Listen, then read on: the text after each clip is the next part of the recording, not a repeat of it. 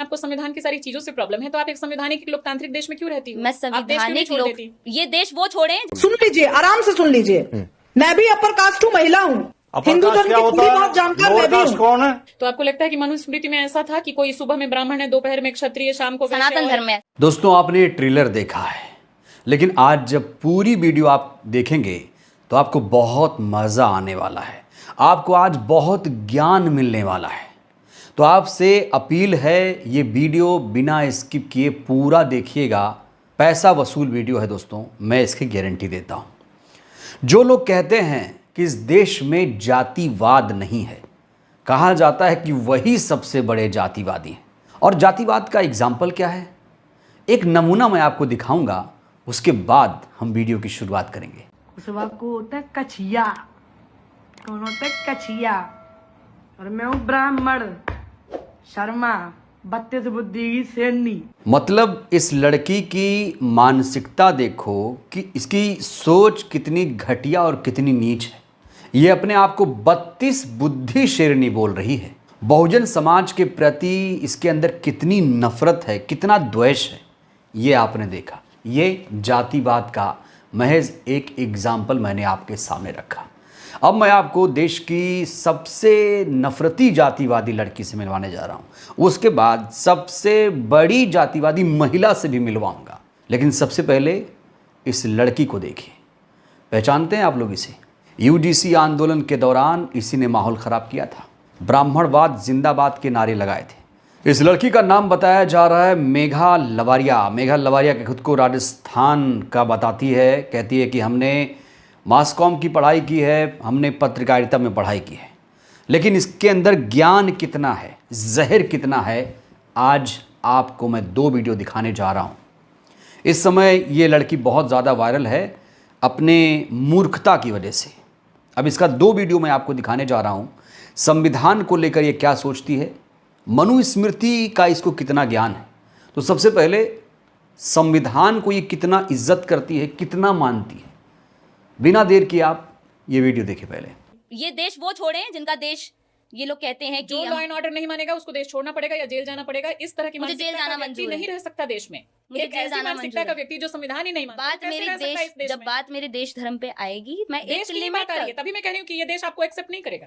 कैसे एक्सेप्ट वो करेगा? तो जनता जानती है, मैम, जनता जानती है देश जनता मुझे। की बात नहीं है, लॉ एंड ऑर्डर की बात है। लॉ एंड जनता को ऑर्डर मूर्ख बना सकती है, लॉ एंड ऑर्डर को मूर्ख नहीं बना सकती। लॉ एंड ऑर्डर को ही सबसे ज्यादा नियम मूर्ख में- बनाया जा रहा है मैम आज जो के टाइम पे। जो बनाएगा सबसे ज्यादा वो गलत मूर्ख कर लॉ रहा एंड है। ऑर्डर को बनाया जा जो रहा बना है। है वो गलत कर रहा है, तो आप भी गलत करेंगी मेघा। मैं गलत करूँ ना करूँ, मैंने बोला ना, देश और धर्म, इनसे आगे मेरे लिए कुछ भी नहीं है। तो आप तो बना रही है ना इनसे आगे। इनसे आगे कुछ भी नहीं देश है मैम। संविधान से चलता है, आपके दिमाग से नहीं चलता। आप अगर बोल रही हैं कि देश धर्म देश से ऊपर संविधान कुछ से नहीं चलता है, एक लाइन लेकिन- सुन लीजिए। हाँ। आपने कहा कि देश से ऊपर आपके लिए कुछ नहीं, देश धर्म से ऊपर कुछ नहीं है। हाँ। दूसरी तरफ आप देश के सबसे बड़े नियम संविधान को ही कुचल के चल रही हैं। कैसे आप देश को बोल रही हैं कि देश से ऊपर कुछ नहीं तो है? वो लोग नहीं कुचलते मैम, जब तो वो जो कुचलेंगे संविधान, तो आप भी अरे कुचलेंगी। मैम वही और फिर फिर आप बात बोलेंगी कर कि रही देश हैं, से ऊपर जब कुछ वो नहीं एक है। लिमिट तक मानते हैं तो हम भी एक लिमिट तक मानेंगे, बस बात यानी खत्म। आप संविधान नहीं मानेंगे। एक लिमिट तक मानूंगी। एक लिमिट क्या होता है? लिमिट ये है कि जब जहाँ पानी यहाँ तक है मैं वहीं तक मानूंगी।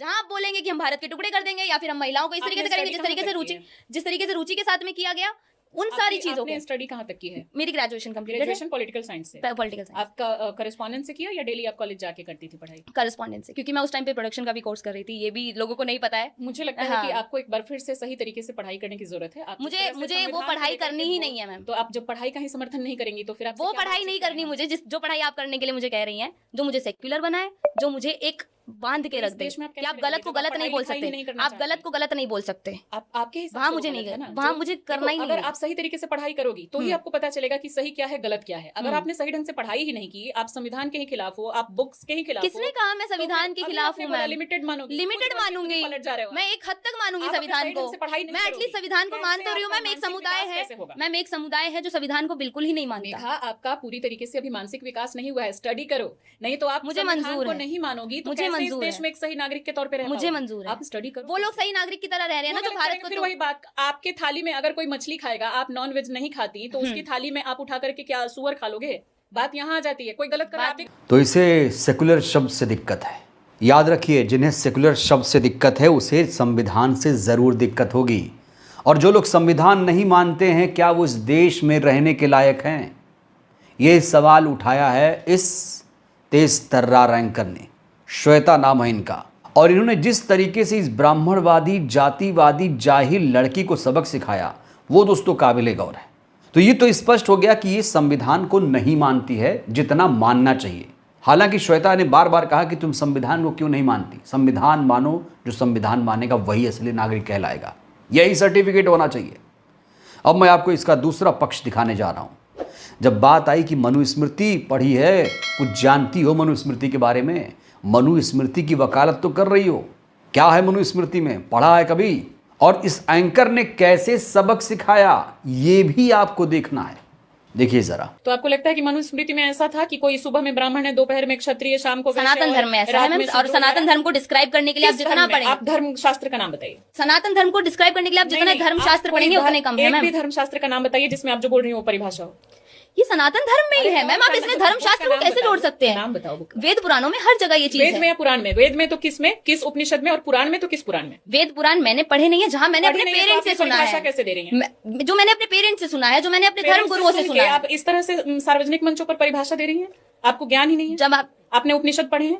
मैंने नहीं पढ़े हैं। आपने मैं ये चीज पढ़े ओपनली हैं? नहीं पढ़े हैं। एक भी नहीं पढ़े हैं? नहीं पढ़े। मैंने सारे उपनिषद पढ़े हैं और मैंने सारे पुराण पढ़े। आई रिस्पेक्ट मैम, ठीक है, अब हम बात करें इस पर या आप इसको विड्रॉ करना चाहेंगे? नहीं, अगर मुझे नहीं बात पता, करेंगे मैं पूरी डिटेल के साथ और जितने श्लोक हैं उनके साथ, उदाहरणों के साथ आपको बताऊंगी। आप मनुस्मृति का सपोर्ट करते हैं? आपने मनुस्मृति पढ़ा है? मैंने मनुस्मृति पढ़ा है। जो बोलोगी किताब में उसी से सवाल करूंगी। आप बताओ।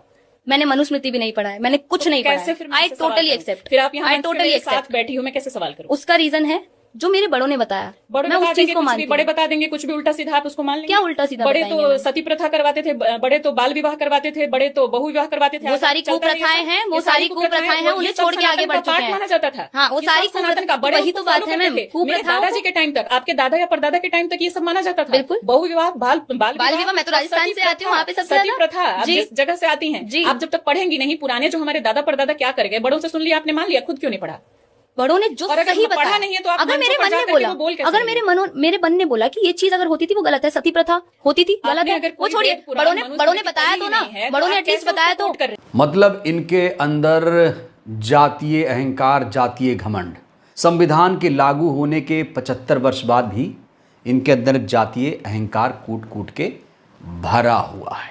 अब मैं आपको ब्राह्मणवादी जातिवादी महिला से मिलवाने जा रहा हूं।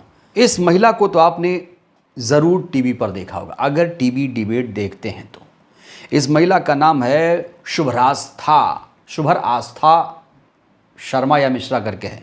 ये महिला इतनी जातिवादी है कि इसने भरे डिबेट में ये कह दिया कि मुझे बोलने दो, मुझे बोलने दो, मैं ऊंची जाति की हूँ, सो कॉल्ड ऊंची जाति की हूँ, ये बोल रही है डिबेट में।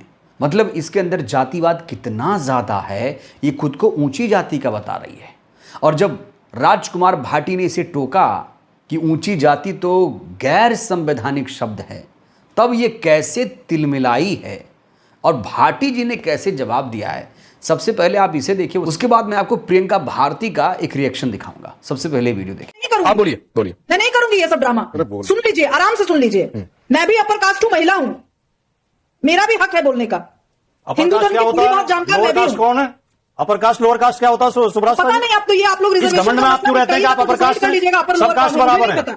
मुझे नहीं पता राजकुमार जी, अपर कास्ट कुछ नहीं होता, ये गैर संवैधानिक शब्द है। शब्द पॉइंट नहीं किया। जिस मंडल पॉलिटिक्स को ढोला उनसे इस अहंकार को आप छोड़ दीजिए कि आप अपर कास्ट नहीं किया। अभी अगले लोगों को आप लोअर कास्ट, भाटी जी, आप मुसलमानों का नाम तो आपने नहीं लिया, आप हिंदू मुसलमान इस डिबेट में करना चाहते हैं भाटी जी, तो ये सब नहीं चलेगा सर। और सुनिए, आप नेता लोग जिम्मेदार है, आप नेता लोग जिम्मेदार है अपर और लोअर कास्ट परिभाषा के मुताबिक। आप नेता लोग कहते हैं हर रैलियों में पिछड़ी जातियों का उत्थान करेंगे, पिछड़ी जात नहीं होती। किसने कहा? आप पढ़े लिखे, किसने कहा? मैंने समझो, किसने कहा भाटी जी? अगर कोई अपर है तो कोई नीच भी होगा। किसने कहा? अभी एक बार चुप रहा तक नहीं, अभी सबकी आवाज इंक्लूडिंग स्टूडियो अभी सिर्फ चुप रास्ता की आवाज आने जाएगी, मेरी भी आवाज डाउन करिए। एक शब्द, एक फ्रेज से इनका वोट रास्ता बोल रही है। इसीलिए राजकुमार भाटी और अश्विनी मिश्रा मुझे बोलने नहीं देते। मैं आज आह्वान कर रही हूँ अखिलेश यादव जी आए, नहीं आवाज आ रही है, नहीं आवाज आ रही है, सबकी आवाज बड़ी जाति से कहे ना, सबकी आवाज अश्विनी मिश्रा कहते हैं, वहाँ तेजस्वी यादव को कहिए क्या करके कहे कि मैं सबकी आवाज डाउन करवा रहा हूँ, मेरी भी आवाज डाउन है। अभी सिर्फ अगले 1 मिनट आप बोल रही हैं। मैं कह रही हूं, फिर से कह रही हूं, मंडल राजनीति को ढोने वाले जितने भी आज चट्टे पट्टे हैं, सब खड़े और कहें कि हम नहीं है पिछड़ी जाति के, मैं अगड़ी जाति के। मैं खुद चाहती हूं कि फॉरवर्ड, बैकवर्ड, अपर, लोअर की संरचना और उस ऐसे शब्द नहीं निकले हमारे मुंह से, पर आपने शुरू किया है तो आप ही खत्म करेंगे। वो खत्म करने की जिम्मेवारी ब्राह्मणों की नहीं है। तो आपने देखा इसके अंदर जातिवाद कितना है इस महिला के अंदर। सरकारी प्रवक्ता है ये, सरकार का पक्ष हमेशा लेती है। जब राजकुमार भाटी ने कहा कि ऊंची जाति जो है वो गैर संवैधानिक है, आप खुद को ऊंची जाति नहीं बोल सकते, तो ये महिला कह रही है कि आप पिछड़ी जाति क्यों बोलते हो। अरे भाई, ऊंची नहीं बोल सकते तो पिछड़ी क्यों? पिछड़ी में कोई दिक्कत नहीं है। पिछड़ी में क्या दिक्कत हो सकती है? कोई भी पिछड़ा हो सकता है, लेकिन ऊंच नीच बनाओगे तो उसमें दिक्कत है, वो गैर संवैधानिक माना जाएगा। इस बीच प्रियंका भारती ने भी एक रिएक्शन दिया है इसी वीडियो पर। उन्होंने लिखा कि जातिवाद से विकृत ऐसे लोगों को इनकी भाषा में जवाब दे पाना असंभव है। राजकुमार भाटी जी, क्या पता अगले पल गाली दे दें, तर्क तो रहेगा नहीं तो गाली ही दे देंगे। ऐसे जातिवादियों को बिठाया ही इसलिए जाता है ताकि जातिवाद का जहर समाज में फैले। जो भी चैनल इन्हें जगह देते हैं वो असभ्यता, जातिवाद और सामंतवाद के पोषक हैं। तो ऐसे लोगों का चेहरा बेनकाब होना बहुत ज़रूरी है। ऐसे लोगों से दूरी बनाने की ज़रूरत है। जो लोग संविधान को नहीं मानते, जो लोग हिंदू राष्ट्र बनाने की बात करते हैं, जो लोग सेकुलरिज्म से घबराते हैं, नफरत करते हैं, क्या वो संविधान समर्थक हो सकते हैं? और याद रखिए, अभी यूजीसी का मुद्दा भी चल रहा है। यूजीसी का विरोध वही लोग कर रहे हैं जो सबसे बड़े जातिवादी। बहुजनों के हक में एक कानून आया, लेकिन इनको ये कानून बर्दाश्त नहीं हो रहा है और ये लोग उस कानून का विरोध कर रहे हैं। तो ऐसे जातिवादियों को सबक सिखाने की ज़रूरत है, इनसे दूरी बनाने की ज़रूरत है। तो जो लोग कहते हैं कि देश में जातिवाद नहीं है इसलिए आरक्षण खत्म कर दिया जाए, उनको ये वीडियो ज़रूर देखना चाहिए कि अभी भी जातिवाद का जहर जिंदा है। हमारा देश जाति प्रधान देश है। और जो लोग कहते हैं कि आरक्षण खत्म हो जाना चाहिए, सबसे पहले जाति खत्म कर दो, सब सही हो जाएगा। बहरहाल दोस्तों, इस वीडियो में इतना ही। ये वीडियो आपको कैसी लगी राय दीजिएगा। धन्यवाद।